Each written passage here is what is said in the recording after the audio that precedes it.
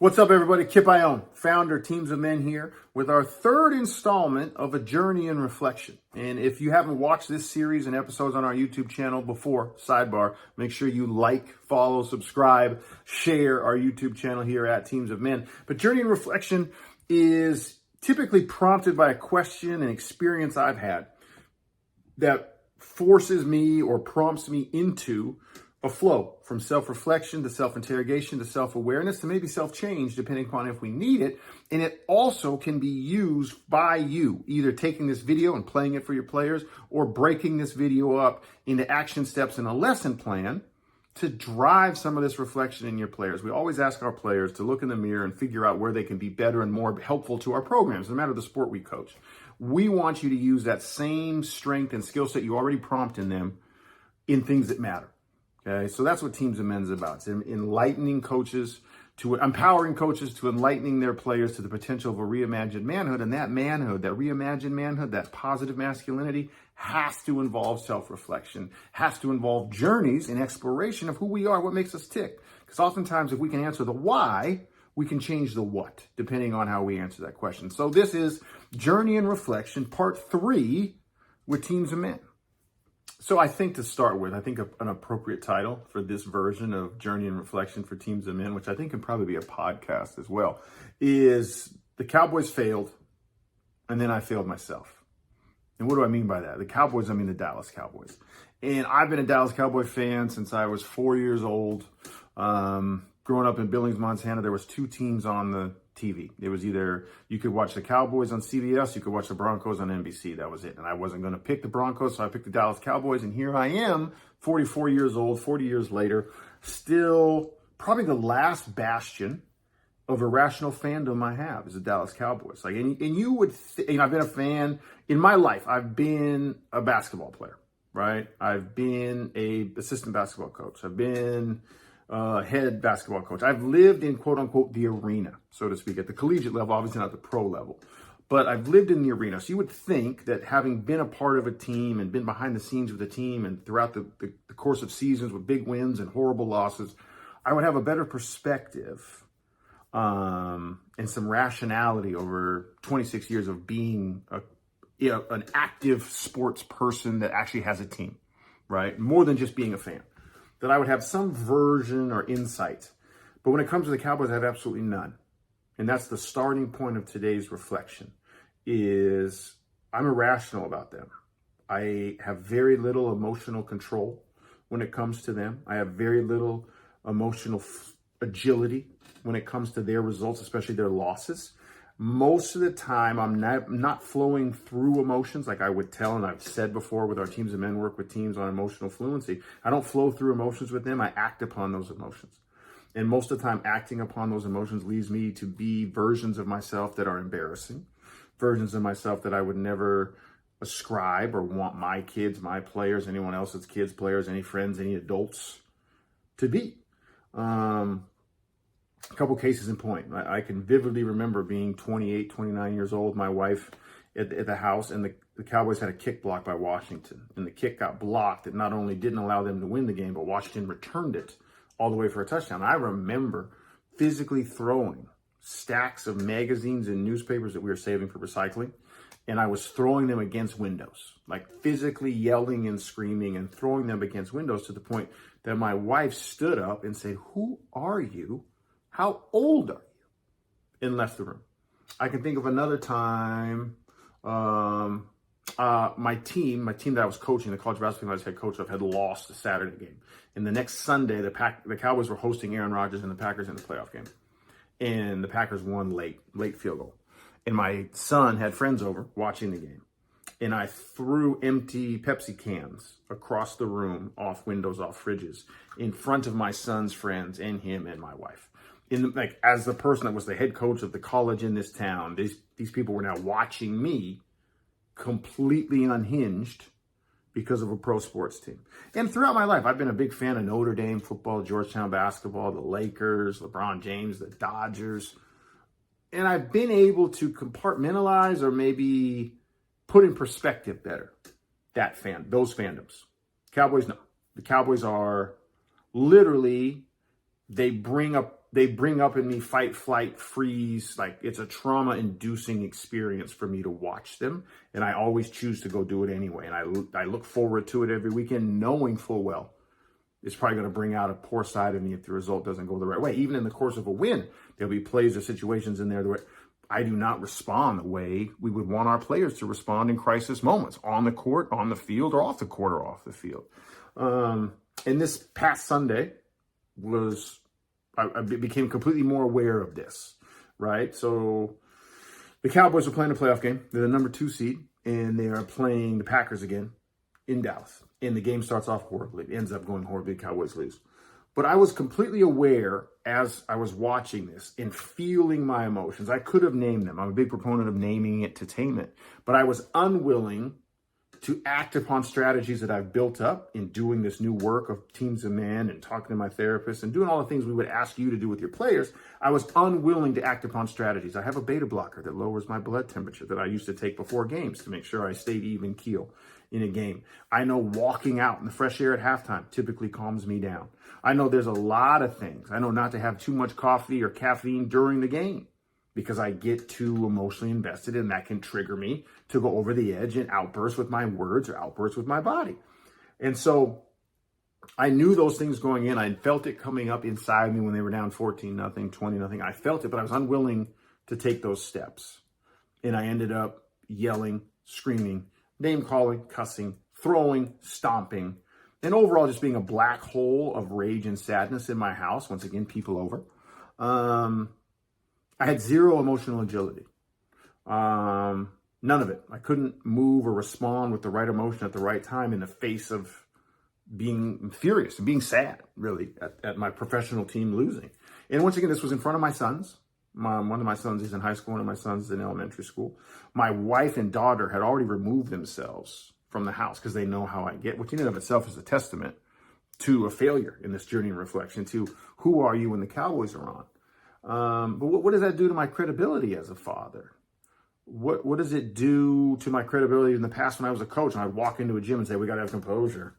We got to be able to lean into these moments and be our best when the best is required. I don't know if that was me. And then in the debrief, and I'm going to share with you here in the next segment, I saw that I was not alone as a man. And in my NFL fandom, I was not alone in this failure of emotional fluency at all. And I'm going to show you some videos that co-sign it. People have been filming me. I've been the same way.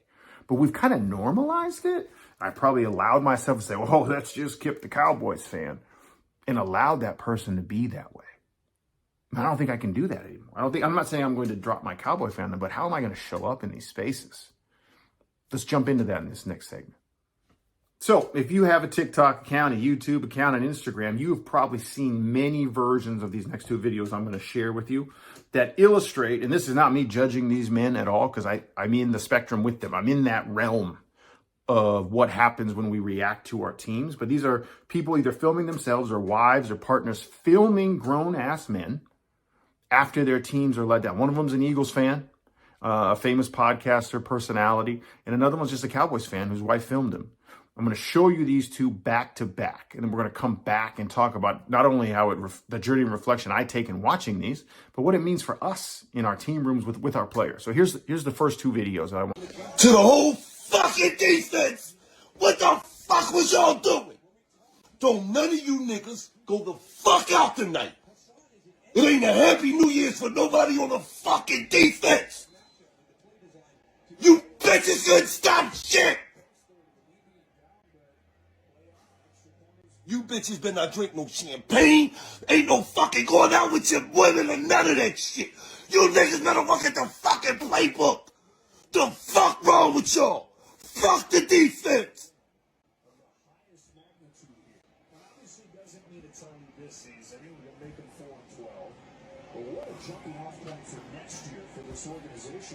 The fucking games we gotta have.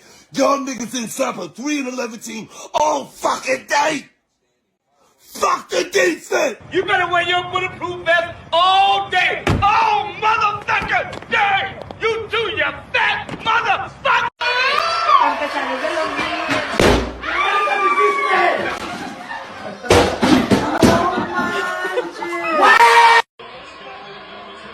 Yeah, you will.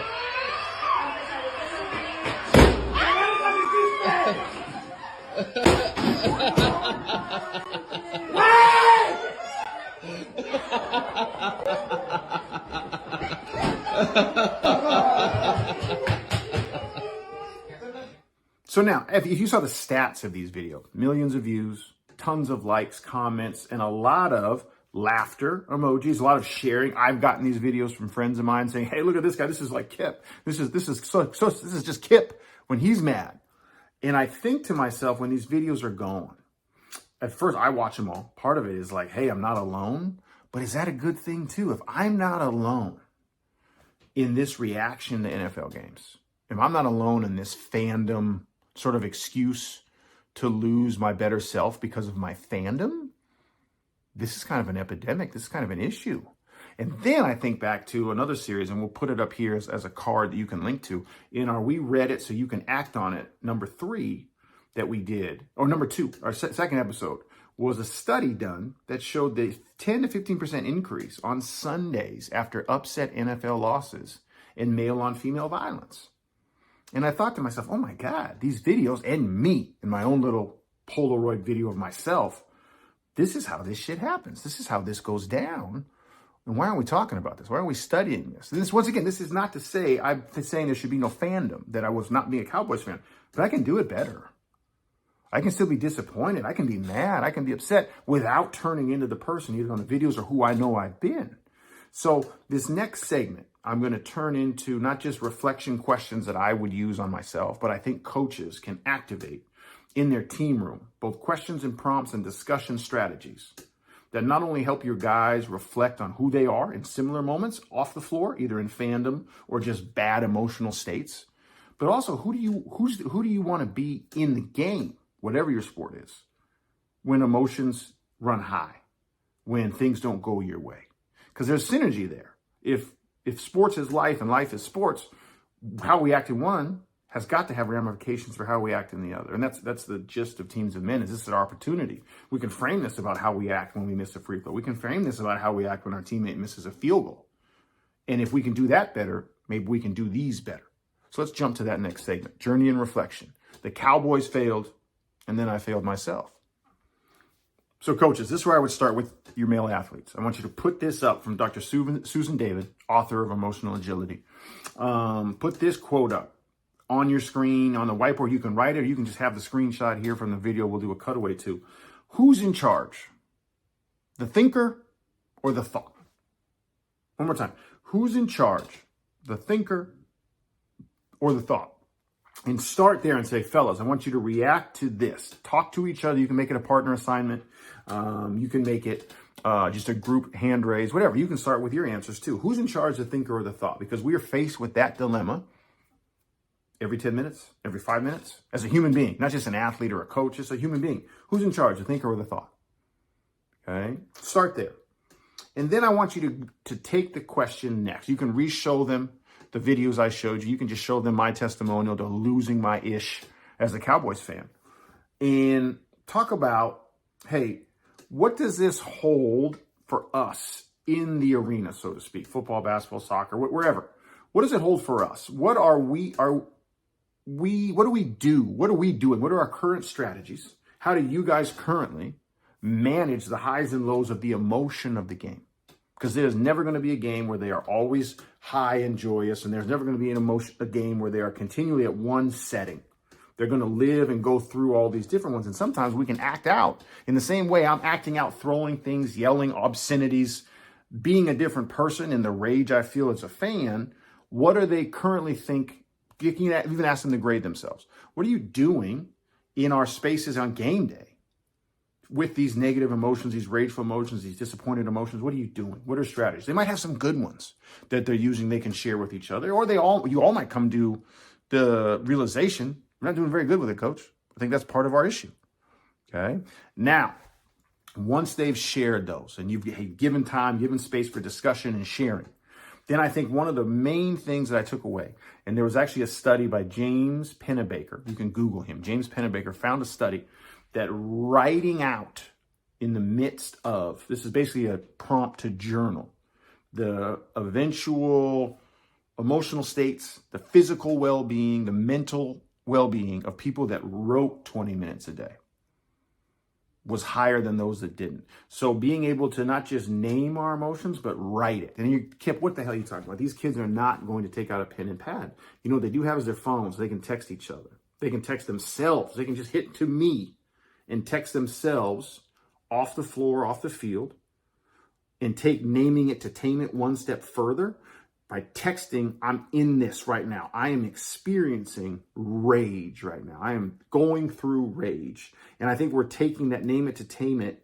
to a whole nother evolution, because now it's just not solely existing in our thoughts while we have these discussions with ourselves, which is a good first step. But now we're taking it out of the ether of our mind and we're separating it from us completely because we put it in our phones and sent, or we put it on paper and pushed. Okay. Imagine if that just, even if it just takes 30 seconds to do this, okay, that 30 seconds can be beneficial, because in the 30 seconds that I'm texting myself how my rage, my feelings, my thoughts, I might be releasing some of it. I might be processing some of it. I'm not ignoring it, because that's impossible. I'm not pushing it down. That's unhealthy.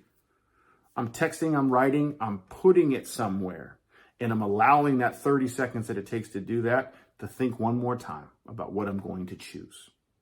Okay, and I think that could have helped me. I could have easily been texting all the things I dislike about how the Cowboys are playing, rather than letting it build up, and then releasing with my mouth, releasing with my hands, and looking to put it somewhere. Now I am physically putting it somewhere. Okay, so talk about that strategy for off the floor. But now, ask your players, partner share, group share, team share. What does that look like in a game? Because we're probably not going to have our phones on the bench. We're not going to do that. Maybe we have journals on the bench, maybe not. But what is a chance? What are we doing to handle our worst impulses in the heat of the battle on game day? What are things we can do? And I want you to have this discussion, because I'm not even preaching to you that I have all these exact answers in this reflection. I know it's an issue. I know for me in the fandom and sitting in front of a TV, I can do the self-text. I can name it to tame it and push it. But you got to work with your guys to figure out what this looks like in the game. Because often, if we don't, this is those physical team to teammate, mental, emotional outbursts to each other. These are things we're seeing across sports. You can Google it right now. You can bring up Draymond Green. That's emotional, pent up. That's emotional, putting it somewhere with my words in my hands. How can we flow through it? Because it's going to happen. This is not a denial that negative emotions are going to happen, but how do we flow through it?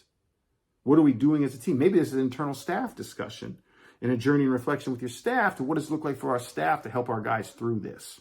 And maybe it's just how do the five of us get through this? Because how many coaches do we see on TV blowing their tops in the heat of the moment with their worst impulses during emotional disfigurement? Okay. Journey and reflection, episode 3, the Cowboys failed, and then I failed myself. We hope that exercise, especially in that last segment, allows you to have this discussion and take another journey with your guys. Because once again, Coach, sometimes I offer these up, not because I have the solutions for you, but because it's a great segue for you to go find them with your guys. Okay, because we're going to have, as you guys get through, especially basketball players right now that are in season, I'm taping this in January, you're getting to higher stakes games. You're getting to higher letdown moments. What are your preparations for those? And of course, you're preparing to succeed. But the inevitability is only one team gets to win their last game. So what are we doing? How are we preparing? Are we preparing with escapism and numbing tactics afterwards, which we all don't want them to do? Or are we preparing with, actually, you know what? We're ready for that. It's going to happen. Here's our plan. Here's our process. Here's our strategies. In the moment, to flow through the negativity and get back to center so we can play better. Journey and reflection, like, follow, subscribe at TeamsOfMen YouTube, and we'll see you next time across any of our series on this great channel.